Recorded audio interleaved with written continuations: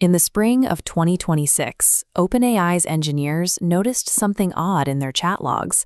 Starting with GPT 5.1, the AI began developing a strange habit. In the middle of normal conversations, the model was spontaneously injecting metaphors about goblins and gremlins.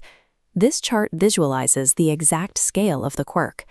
After GPT 5.1 went live, mentions of the word goblin in ChatGPT surged by 175%, while use of the word gremlin rose by 52%. While a standard software bug typically crashes an application or tanks a specific training metric, this creature-heavy style crept into the system subtly.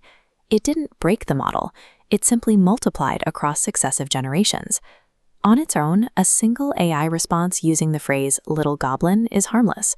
But as user reports rolled in and the sheer volume of these mentions compounded, OpenAI's safety researchers formally launched an investigation.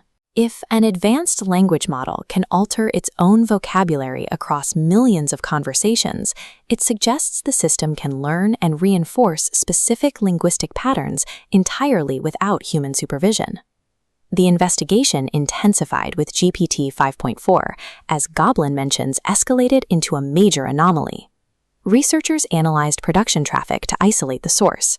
Users with the nerdy personality, instructed to undercut pretension through playful language, accounted for 2.5% of traffic, but 66.7% of Goblin mentions.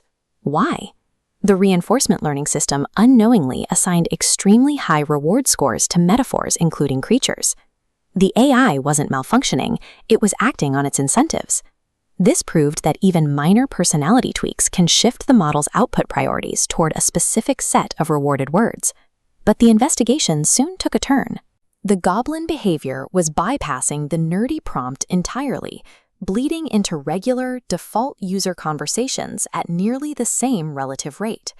The localized quirk had leaked into the broader system through a process called supervised fine-tuning. This is where engineers take AI-generated responses and feed them back into the model to refine its future performance. This flowchart maps the mechanism. First, the model generates playful, creature-heavy outputs. Because of nerdy instructions, these are highly rewarded. Next, these high-scoring responses are re-ingested into the supervised fine-tuning dataset.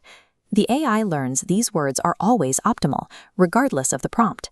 A deeper search through the training data found several accomplices alongside the goblins. Researchers identified raccoons, trolls, ogres, and pigeons as other stylistic tics that had mutated from the original creature reward.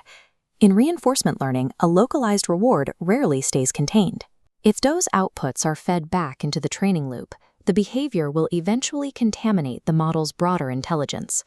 To stop the spread, OpenAI retired the nerdy personality in mid-March.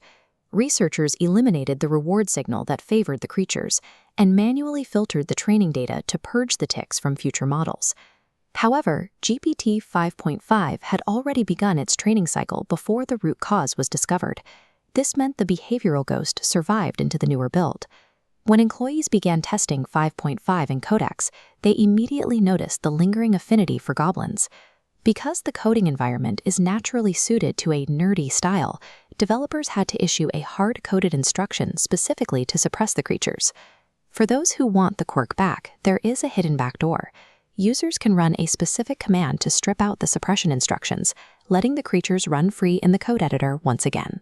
The Goblin mystery demonstrates how minor incentive quirks can trigger systemic shifts in an AI's behavior. For the research team, it underscored the need for specialized auditing tools capable of isolating and correcting these invisible feedback loops at their source.